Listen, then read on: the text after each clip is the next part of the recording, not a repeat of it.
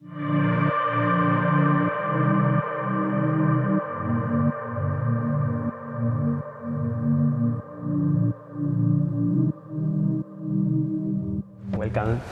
It's a real pleasure for me and for us to have you here. Thank you so much for inviting me. It's a pleasure to be here.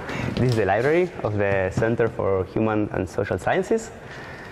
So I think that maybe we can start by knowing a little bit more about yourself and your research. Well, when I started studying philosophy, I was quite young, and I was fascinated by all the, I would say, fascination that philosophical ideas could provide me.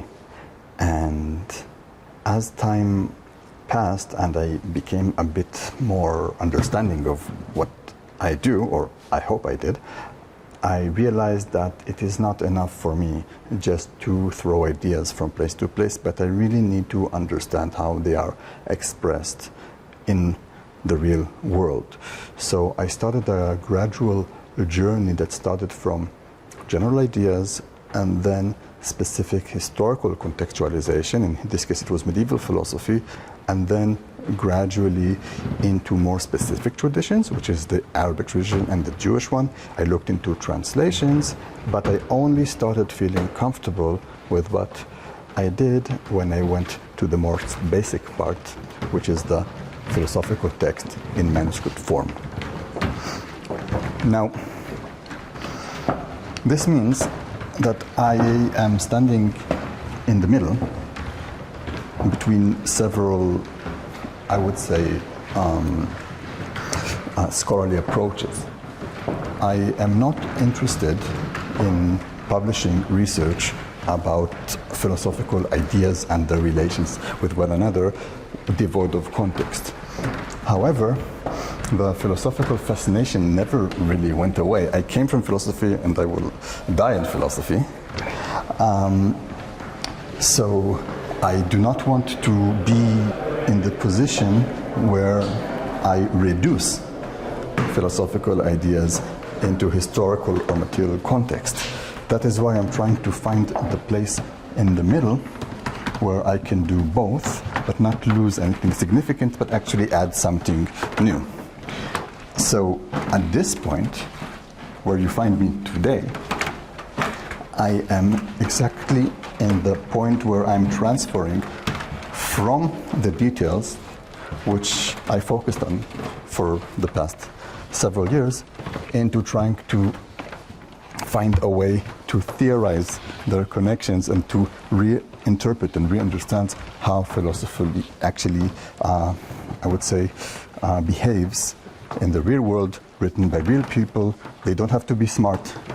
They don't have to be our great protagonists, but they are the real philosophical agent to which all our fascination of philosophical ideas should be credited in a certain way, because without them there will be no text. Without text there will be no philosophical ideas anymore. Wonderful, wonderful. Okay, so maybe now we can sit there and continue with our conversation.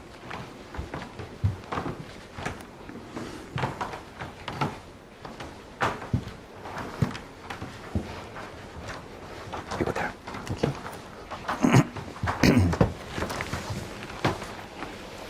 Okay, so what does it mean, what you just said? Like, how does philosophy behave in real life?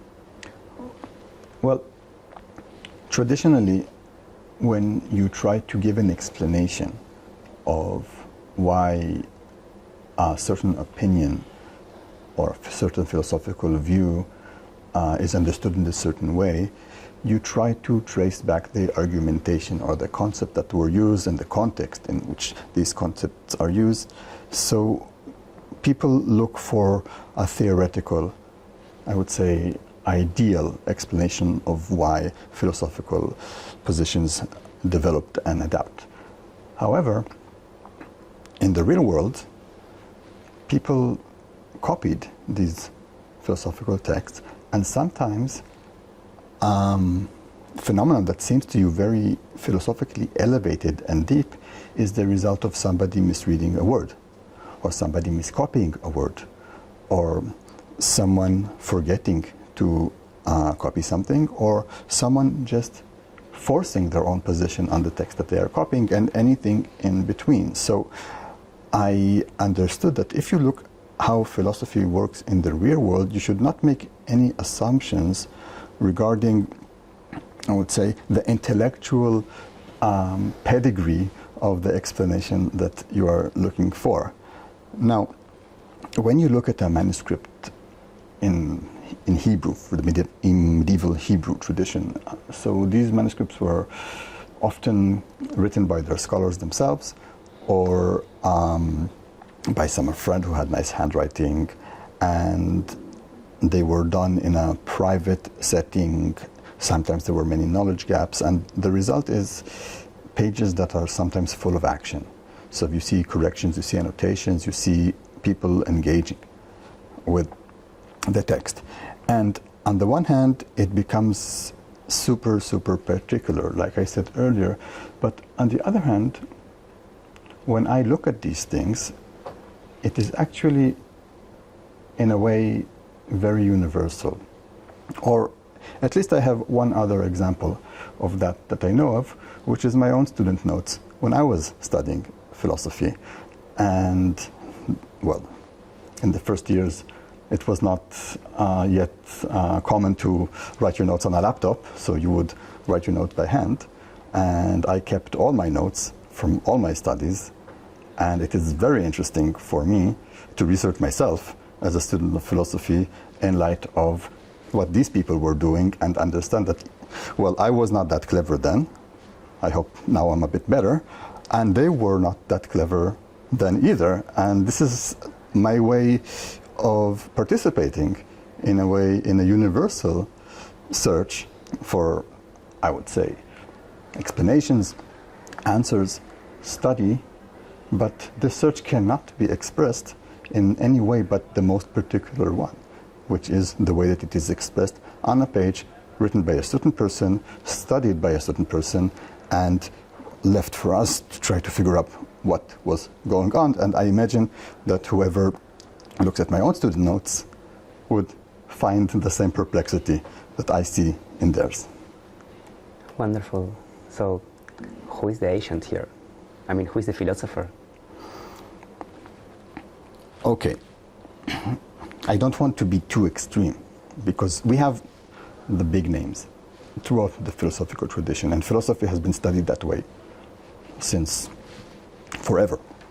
We have the Aristotle, Plato, Kant, Descartes, Spinoza. Really, we have these giants. What is common to most of these giants that we are studying is that they're all dead. And if we are talking about people who were operating in preprint area, which is still the majority, because print history is not very long, and history before it is longer, then we can understand that a lot of people were involved in the production of the text of these great people. And these people who were transferring the philosophical ideas in text, we cannot assume that they are just seamless, transparent mediators. No, they have a role, they have agency, and the most important thing is that they have a lot of power, much more than the philosophers actually have. When a scholar sees a text and decides that something there doesn't really work, so they add a negation, or they decide to change a word because it seems better to them, and then this is copied onwards, and there are many examples for this, then how do we know whose ideas are we reading? And I will ask you this: why should we assume that the correction is less philosophically significant than the original opinion? Maybe they were actually onto something when they were doing this. However, if our hierarchy is we have these protagonists that are the big thinkers, and we want to understand what they said, we are privileging some sort of hierarchy over the way that things actually exist. So when you take all these things together, you arrive at what I call today a post-protagonistic approach, where you do not give any respect to the heroes, because this clouds your judgment of understanding of how philosophy works when it moves from place to place. And that place could be, two places could be 500 kilometers apart and 500 years apart, but it can also be 10 centimeters apart on the same desk when one person has this copy on the left and they're copying it to their empty page on the right, and they're making decisions along the way. Fascinating. There are so many theories or points of view about the relationship between different cultures in the Middle East, and we have so many different labels to refer to them. What does your studies and your approach may say about the relationship between Arabic, Hebrew, and Latin, Jewish, Muslim, and Christian thinkers, like in the producing of these texts and these ideas?